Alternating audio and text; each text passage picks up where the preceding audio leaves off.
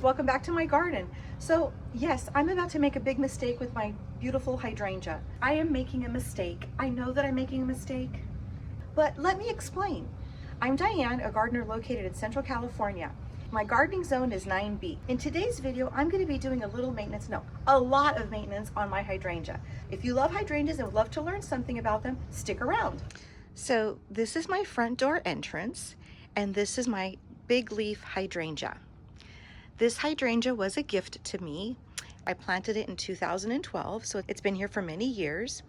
It is a big leaf hydrangea, Macrophylla, and the way you can tell that obviously is its big leaves and the blooms on it.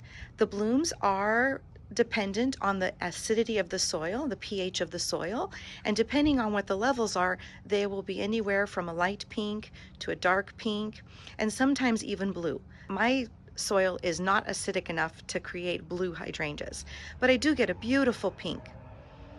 This is proof that planting a plant in the right place makes the huge difference. This plant is happy here because it gets a little bit of morning sun, and then it's mostly protected in the afternoon with shade. This hydrangea is obviously overgrown into my walkway, and that's where the mistake comes in. I need to trim it back. And when I say trim it back, I don't mean just trim it back. I need to do a hard prune. When you're working on a hydrangea like this, you should prune back a third of it, 1/3. Well, if I do 1/3, it's still gonna be out in my walkway. So I need to do a hard prune on this. The mistake is, because this blooms on old wood, that means that it is already setting the buds for next year's flowers. So by me trimming this, I could be sacrificing next year's blooms. Now, right now we're at the end of August, so I still could be in a window that's okay, but that's if I was just gonna trim it back a little bit. Because I'm gonna take this back so much, I probably am gonna be sacrificing next year's blooms. But I need to, right? I can't have this thing grow and block my walkway. So I am going to trim it back, but I'm also gonna do something fun. I'm gonna take some clippings and do some propagation so I can create more of this beauty. The first step is my pruners. I'm going to use my Felco pruners, but I'm going to disinfect them with alcohol. I'm gonna give them a good soak. I usually disinfect them after each use, but I definitely wanna be cautious in the job that I'm doing because I don't want to spread any disease to that beautiful plant. And the best time to do any work on your hydrangeas, whether it's just deadheading or pruning, is first thing early morning. So I'm out here before the sun comes up, and our temperatures have kind of given us a break. Typically we're in the low hundreds, especially right now, it's end of August. So I'm very thankful that it's only going to be 80 degrees today. Great day for me to do this to this plant. So for the propagation, you can see there. So those are called nodes. I'm going to trim below a node. This plant is ready to just flush out and be even bigger next year. So for sure I need to do some size control maintenance. What I'm going to start with is choosing my stems for propagation. So I'm going here at the bottom because these seem to be the most healthy. That's like got the newest growth on it. And what I'll do is I'll take the leaf and cut it at the node. Like that. What a beautiful stem. And I'm going to put them in a bowl of water immediately so that they don't stress out. Let me take a few of these and go from there. Okay, I want to show you up close. So I cut it right below the node, and then I'm just going to trim back the bottom leaves and into water.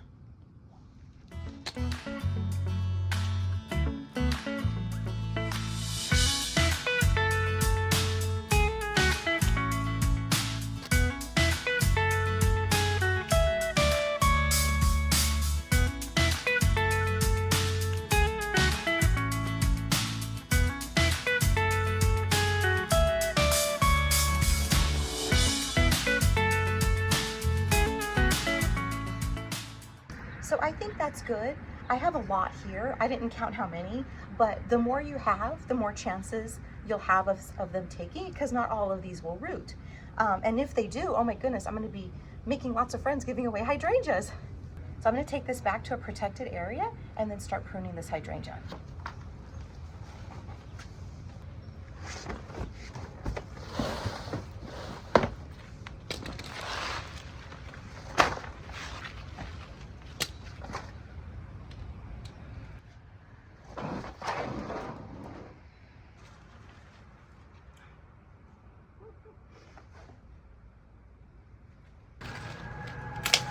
Oh my gosh, this kind of breaks my heart.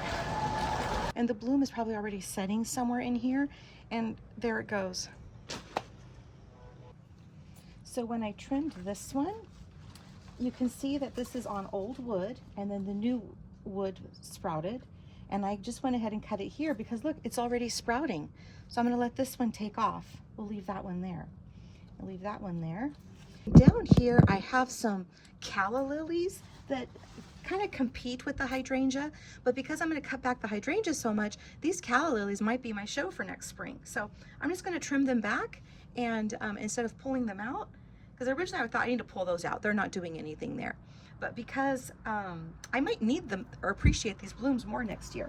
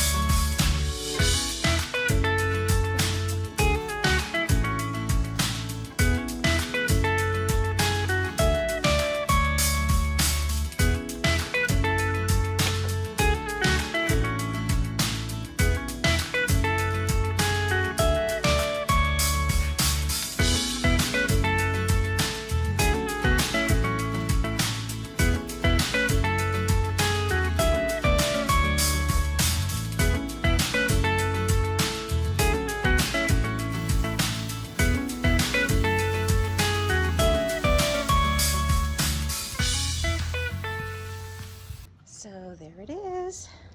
And I finished just in time because the sun is coming out. So her morning sun is coming.